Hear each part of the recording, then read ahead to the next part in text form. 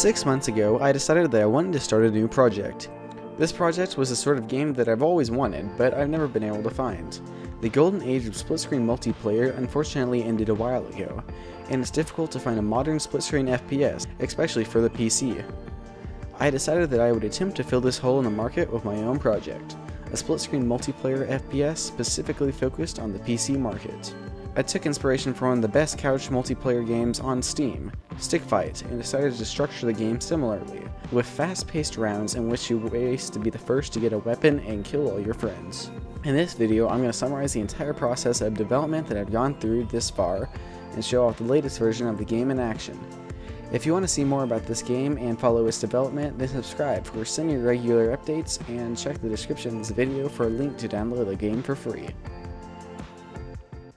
I began development of this game with a classic game dev tactic: stealing. I stole from everybody's favorite broken record, Danny. Thick? Yes, thick. Kind of thick. Kind of thick. Made it thick. Be looking kind of thick. Kind of thick. Thick. Also thick. Thick. Thick. Thick. I'm just kidding, Danny. Please don't kill me. I put a rigid body character controller for Mr. Dan and slapped a shooting script and a free model of a gun on, and there I was, a basic FPS guy. Animations were very basic at first. I just used the Unity animator and the shooting animation was atrocious.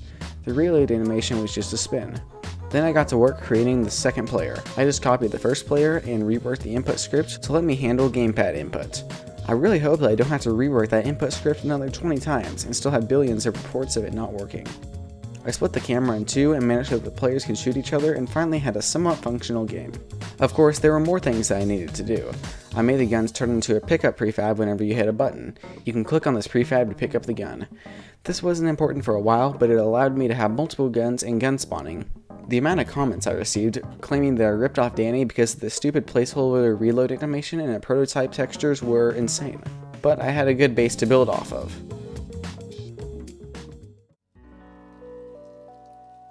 And building off of it is exactly what I did. I proceeded to learn how to 3D model in Blender. I made models for the pistol, the player, and spent an insane amount of time trying to import them. I also got Pro Builder and began to work on making some stages as well. Stage design is something I still need to work on. The movement system in my game demands a fairly open map, and I often mess this up with overcomplicated and claustrophobic levels. But I'm getting better, sort of. During this part of development, I was mostly focused on getting the game to be playable and have a gameplay loop similar to the final game. That meant I had to make systems for weapon pickups, spawning said weapons, stage transitions, and more. I also began to polish up some other things in the game. I added particles to the pistol shooting and made actual animations for shooting and reloading in Blender. These took a few attempts and were my first real attempts at 3D modeling and animation. They were replaced shortly after, but whatever. Wow, the guns were absolutely gigantic back then.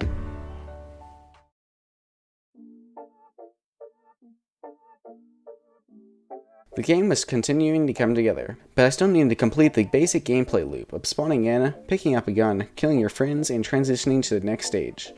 One of the things I needed for this was a melee attack for whenever you don't have a weapon. I left it in for a while before removing it. One of the main things that I'm currently working on is actually making a new melee attack, so that's something. I also made the guns have limited ammo that is saved in the pickups whenever you drop them. Scoring was also implemented at this point, though it wasn't finished for a while. Other than melee attacks, I added a brand new gun, the Uzi, and redid the pistol's animations. They still weren't incredible, but these were way better than the old animations. At this point, I also added these sorts of hands to the arm models, which looked a bit better. I also implemented some sounds into the game.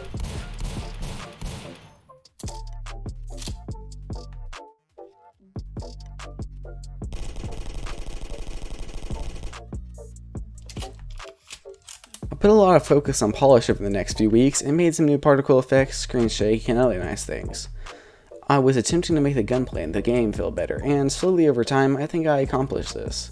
I added a shotgun weapon at this time, and also reworked the input system to actually work with more than 2 players.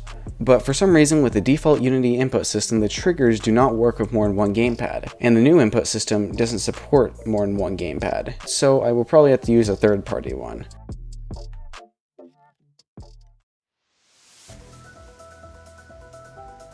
I continued to focus on gunplay and game feel at this point in the game's development. I decided to make a small investment and bought some nice gun sound effects off the Unity marketplace and added them into the game.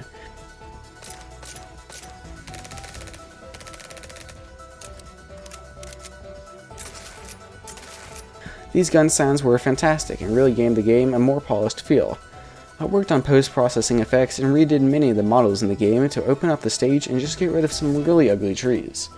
I added the fourth and latest gun, the AK-47, which I only got recently to work and look decent thanks to issues with importing from Blender.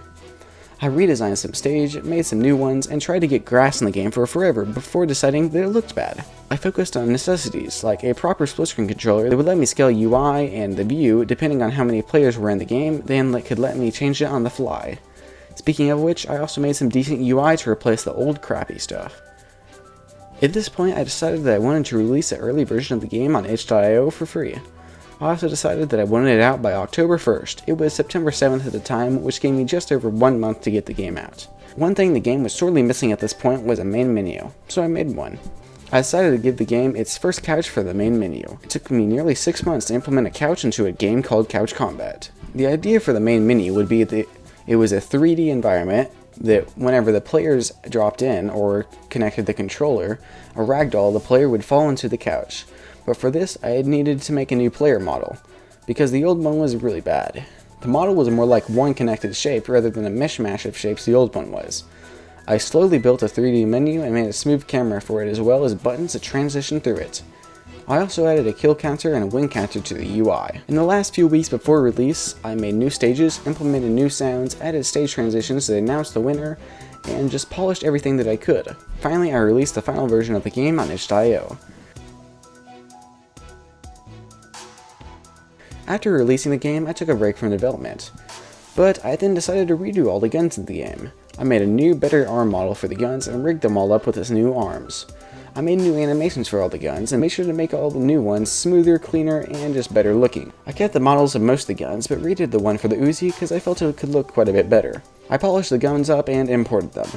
I haven't actually released them yet because it took a lot of bug fixing to make them work, but they are coming in a patch that is actually very close to done. It'll probably be out in a few days after this video comes out, and I think the guns are a huge improvement.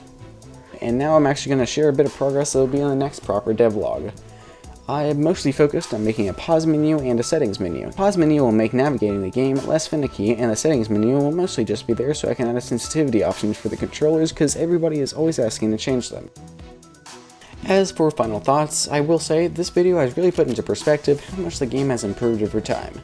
It's obviously improved from the first devlog, but even from the sixth one there is such a noticeable improvement that I didn't really notice until now. As for the future, melee attacks and throwables are the top priority after I finish up this pause menu stuff. But after that, I plan on starting work on a whole new area with new objects, a new theme, and some new weapons. The main menu could also use some cleanup as well. But if I've ever had the name, the biggest lesson I've ever taken out of this, it would be to never rip off Danny's reload animation. They'll eat you alive.